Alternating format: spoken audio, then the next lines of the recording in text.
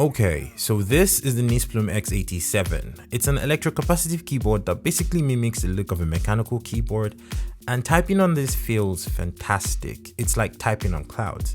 But let's jump right into the unboxing before we actually start talking about the features and what this keyboard actually offers. You get a brown box that basically has the Niz logo tapered around it, and when you open up that box, you're going to get the keyboard.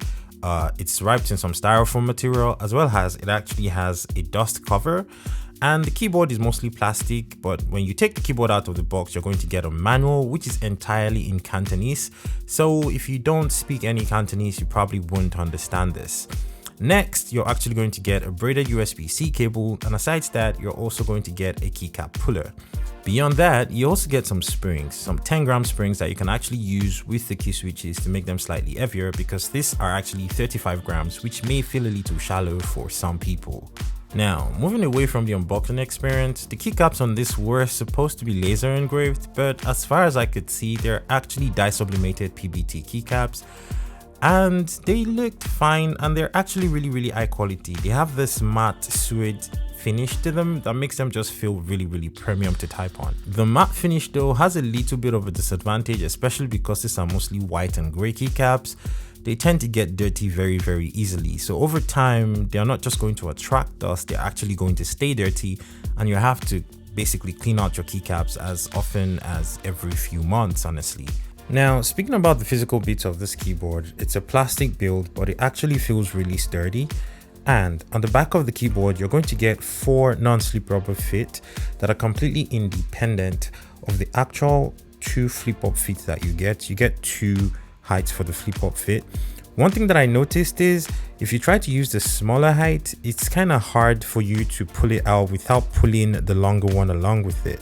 It's really weird, and when you use the longer one, when you're trying to close it back down, it feels like you might break the keyboard. Again, very weird. Now, for the electro-capacitive key switches, as you can see, they have a semblance to rubber dome switches, but you can actually use pretty much any MX style keycap set with this, and they're absolutely going to fit. So since the x87 is actually a TKL keyboard, any standard TKL keycap set should fit without any problems. Now, the stabilizers on this do a fantastic job. Well, every stabilizer on the board except the actual spacebar. And one thing that I noticed is if you actually take out these keycaps that use the stabilizers, it's very difficult to put them back, because aligning them and just getting them perfectly right so that they can fit into your... It's hell, honestly, and I wouldn't advise you to ever take off your keycaps, because putting them back is very stressful. And I actually did get a little bit of rattle on my spacebar, regardless of the fact that I tried to fit this perfectly. It just sounded like there was some rattle on my spacebar, but it's nothing like I get with other mechanical keyboards, honestly, so this is actually a breath of fresh air.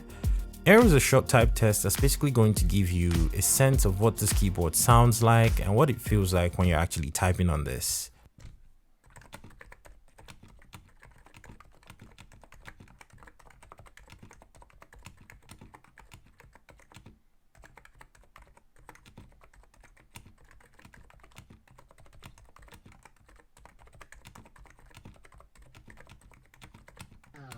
So, to my final verdict and conclusions. I've previously used the Niz Plum x86 before actually getting my hands on the x87. And the x87 is kind of nicer because it's now a TKL style keyboard as opposed to this 60% mechanical keyboard form factor / layout that the ATOM66 had. I really love that keyboard, but this one I think would probably be easier to digest for a lot of people, especially people coming from mechanical keyboards to electro-capacitive keyboards. The TKL style, the 87 keys, and just the convenience of this keyboard is absolutely mind-blowing. If you happen to have a roommate or you share a room with your wife and you actually want to work at night without disturbing her, this would be the perfect keyboard to actually get. Mechanical keyboards can be noisy and clacky.